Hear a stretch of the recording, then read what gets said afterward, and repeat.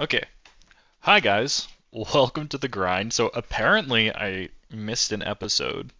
There was an episode that I thought I uploaded in between here and now, but basically just a little update on what's happened. I'll show you the match history. So we're only going to be reviewing a couple games because I missed an episode and I edited it and I made it and I don't know where it went. I must have deleted it by accident.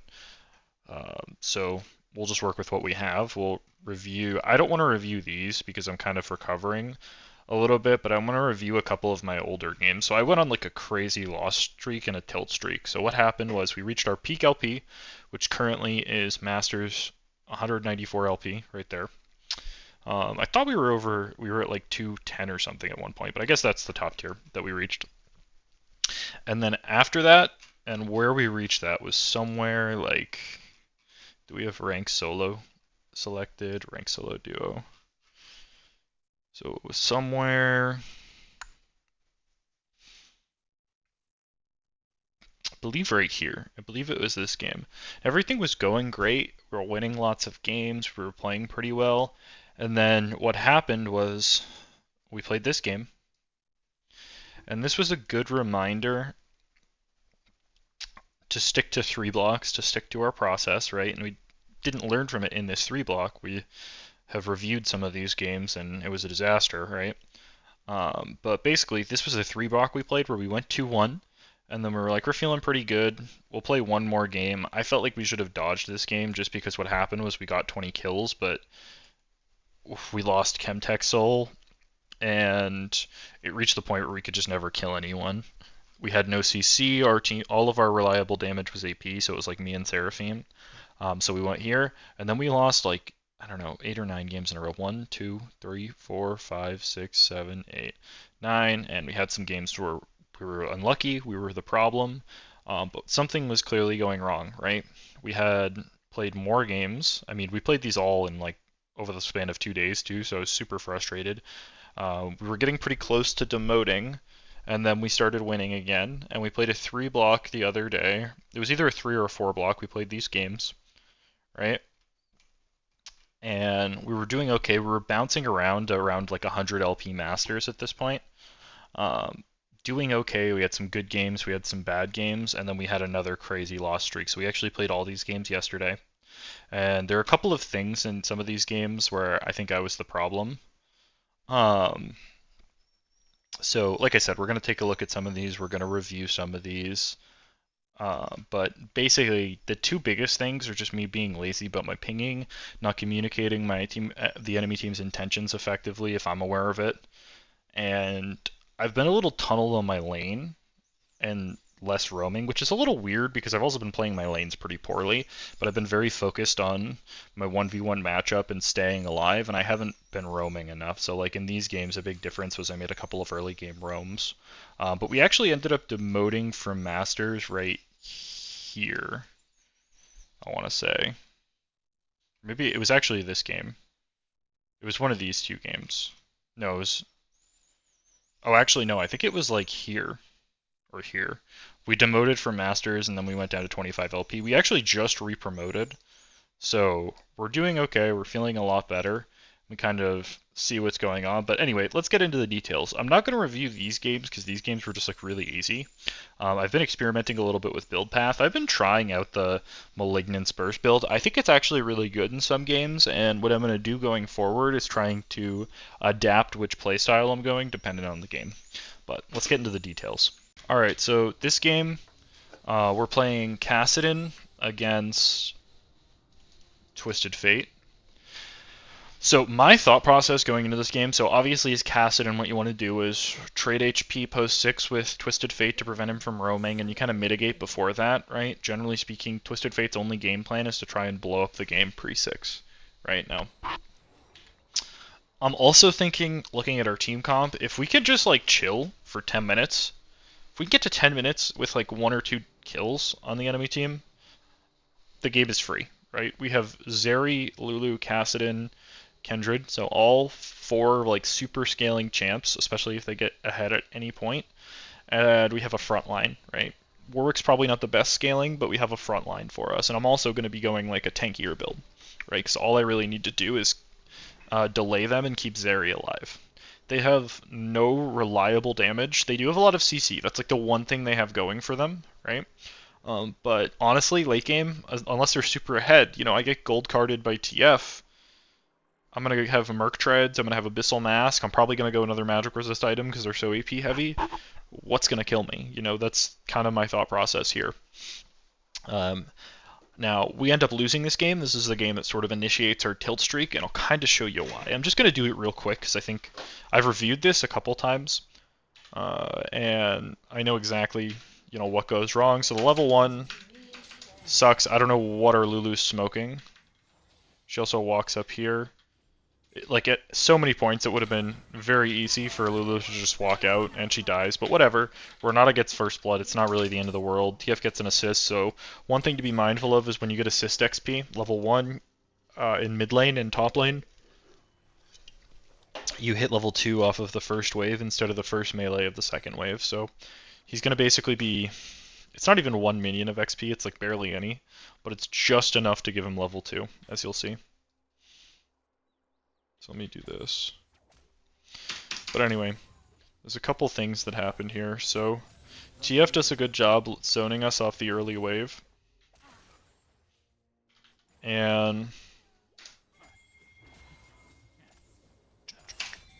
then what happens is here, so there's 3 plays that I think kind of blow up the game. So again, my thought process in this game is mitigating as much as possible. The only way we lose this game is if we get pulled into early bullshit. So my thought process is Kindred goes for an invade, which is great. But I know, like looking at where our bot lane is, looking at where my wave is under tower, TF is definitely rotating here. I should be spam pinging the Kindred to back off. I should be danger pings on her face. Not necessarily going to change anything, but at the end of the day, I think it's like the best chance of winning is doing that, right? Because I want to make sure she understands that, like, there are people rotating, I'm not going to be able to get there. What I do is I try and push out the wave as fast as possible, right? And good for me, the reason we do that is because it prevents him from basically copping a freeze on us. Now, TF burns his flash and his ignite, so he actually ends up inting here. Kindred recognizes that. I freeze him to hold him in lane. I ping a little bit late, honestly, for the gank. But Kindred trades 1-for-1 with him and gets a mark. So, not the end of the world, but obviously this is kind of like the start to how we lose this game, just based off of the way it's going. Now, the real, like, game-losing play for me is 2 things. So, 1, TF is about to hit 6 on... Oh, he is 6 on this wave, right? So I have to base and TP back. I think based off of the gold, I actually should have gone Catalyst, just because we're already so behind. We need to mitigate, make sure we can trade with him and not lose too much HP. Now, I'm basing. They have Shen ult. Shen's level 6. They have TF ult. I'm coming at a base and I have a wave coming in.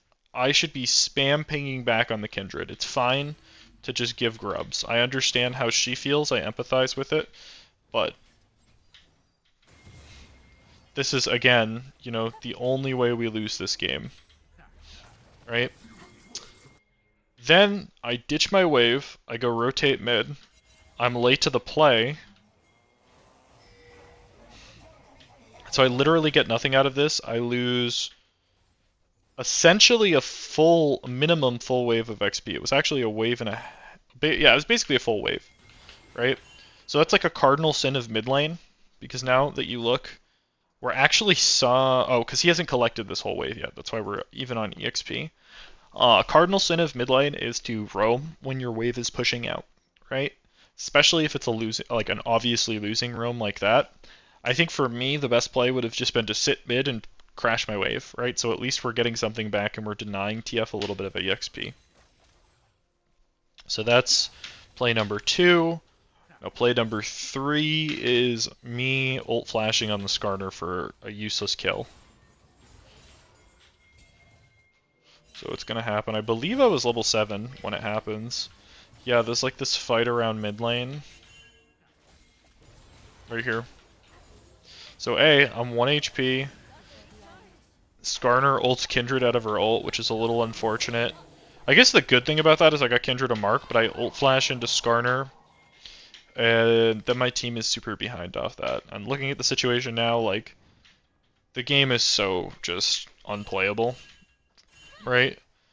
There are maybe a couple of other opportunities to come back in the game, but from this position, it's just like, what's the point in focus on anything behind this point? Because we're literally, after this play, let's see.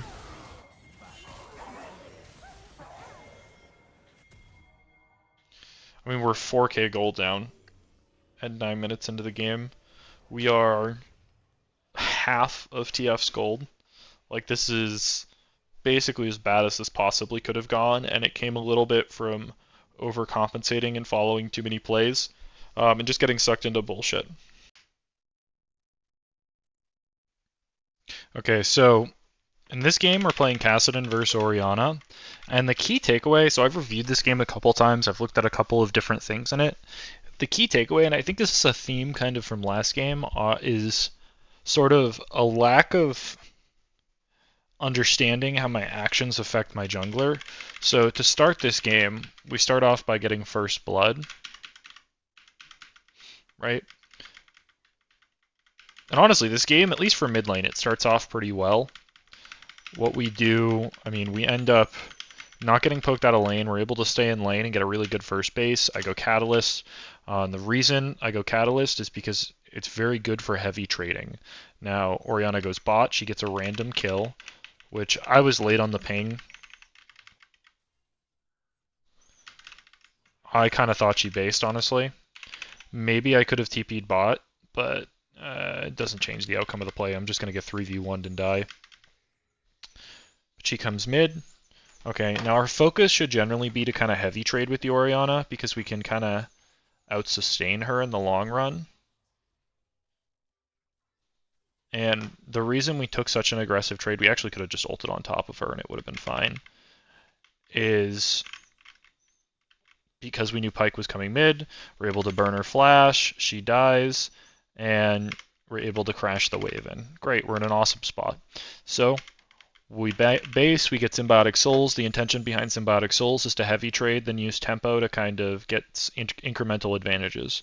Now, the game is kind of blowing up a little bit before that, is what it is. Let's focus on what we can control, right? So this is the real game loser. I'm trying to be a little bit more efficient about how I do these.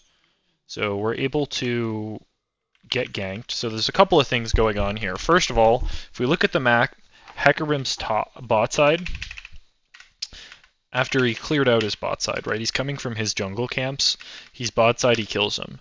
We know that Hecarim's top side's coming up because our Viego actually killed them, right? So we know his camps aren't even actually up yet. He cleared his bot side. He has nothing to farm top side.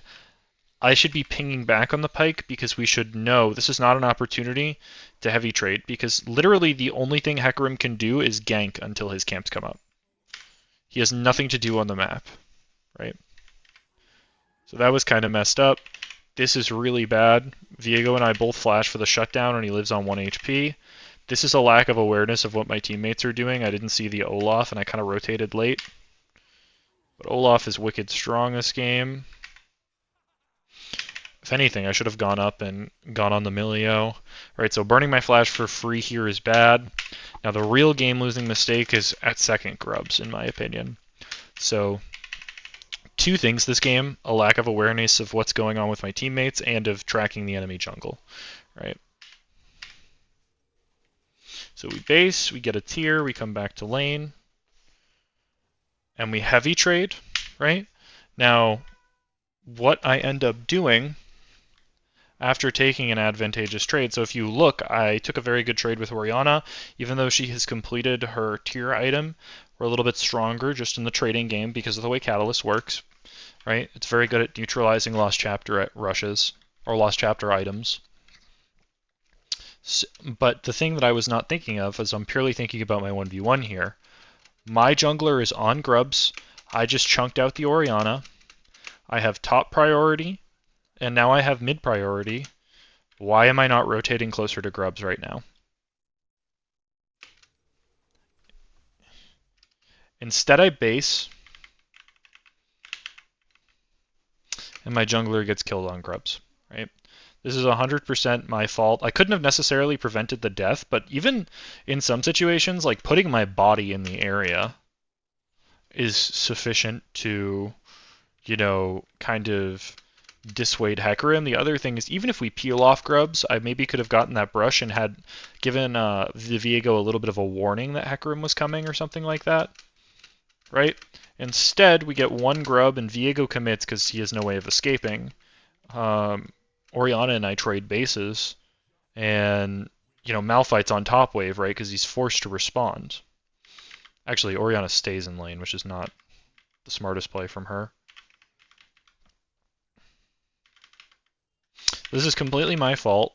And had I been more aware of Hecarim's options, what was going on in the map, I potentially could have been able to not necessarily prevent Viego dying, but influence it, right? I could have slowed down Hecarim, given Viego enough time to get away. We could have stalled out a fight, given Olaf enough time to rotate, something like that. Okay, so there were a couple of takeaways in this game. I think my early laning wasn't the greatest, but it's not the reason we lost this game. So the matchup, let me just show the beginning. We're playing Kassadin against Lux. They have Viego, Wukong, Kai'Sa, Nautilus, right? They have a lot of CC to play around. You basically want to do two things. You want to deny Viego resets, and you want to bait out a lot of Kai'Sa's movement abilities and her ultimate, right? And then you can kind of go on in on her. As long as Kai'Sa has ultimate, she's pretty safe, especially when she builds AP, right? But what ends up happening is our teammates do a really good job getting us ahead in this game, and we kind of drop the ball, right? And we drop the ball in two ways.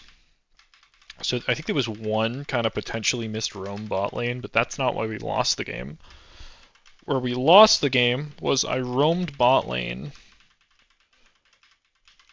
I came mid, and keep in mind the Lux at this point had died multiple times.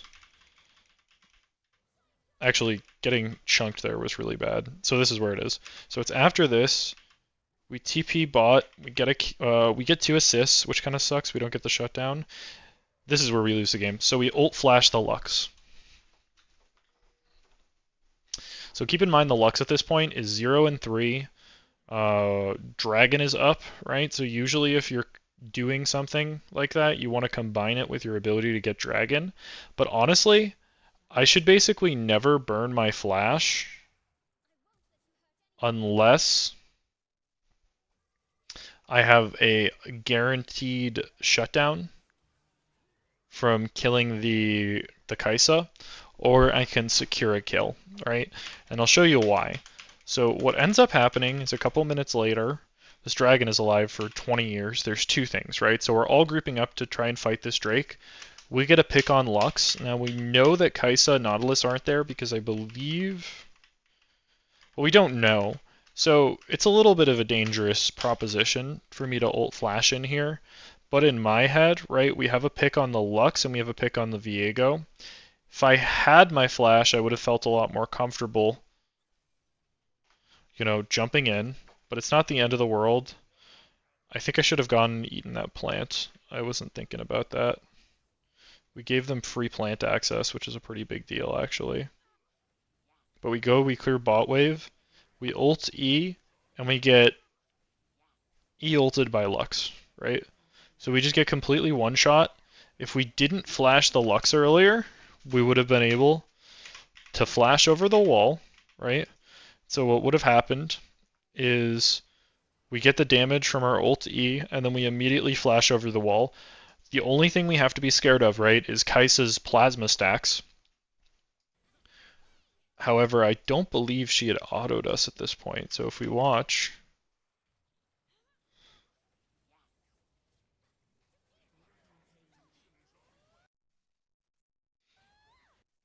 Okay, she does have an auto, so there is a chance that even if we ult over the wall, we die. Right? But we flash over the wall and then we ult back in, right? Then we're alive, we don't get instantaneously one-shot. Look at how close this 1v1 is, even with me instantly dying, right? I think this is the game-losing mistake, and the moral of the story here is don't use your flash to kill a 3-death Lux right before you're about to fight Drake. There's just no reason for it. The other component is if I don't flash here, I likely peel off and I'm available to help the Gwen sooner.